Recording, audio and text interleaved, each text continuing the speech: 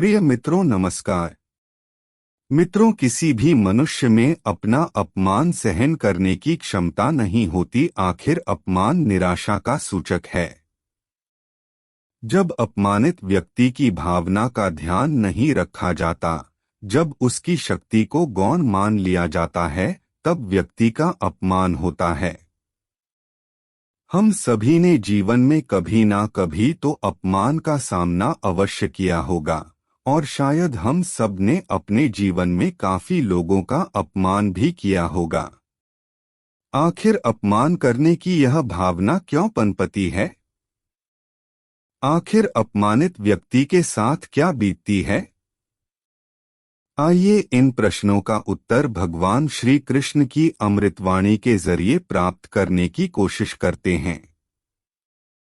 मित्रों, भगवान श्री कृष्ण के अनुसार हम सभी जीव अपने से कम बलवान का अपमान करने के लिए सदैव तत्पर रहते हैं।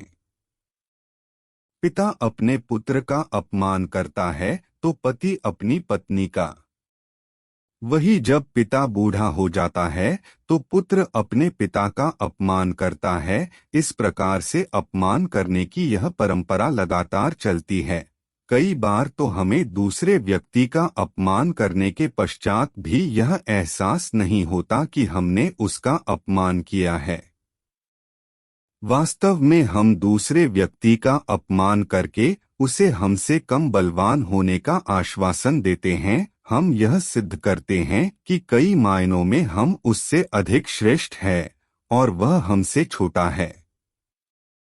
मित्रों, हर स्थिति में अपमान एक समान नहीं होता। यह इस बात पर निर्भर करता है कि जिस सिलसिले में हमारा अपमान हुआ है उसमें हमारी क्या भूमिका है। यानी कि अगर हमने कोई गलत काम किया है तो वह अपमान हमारे लिए गलत नहीं है, यह वास्तव में हमारे द्वारा किए गए गलत कार्य का परिणाम है। लेकिन तब क्या जब हमारी कोई गलती नहीं है लेकिन फिर भी हमें अपमान सहन करना पड़ता है? मित्रों, अपमान करने वाला अपने आप को श्रेष्ठ समझकर अपने कटु वचनों से दूसरे व्यक्ति का आत्मविश्वास तोड़ देता है। वह अपनी शक्ति सिद्ध करने की चेष्टा करता है।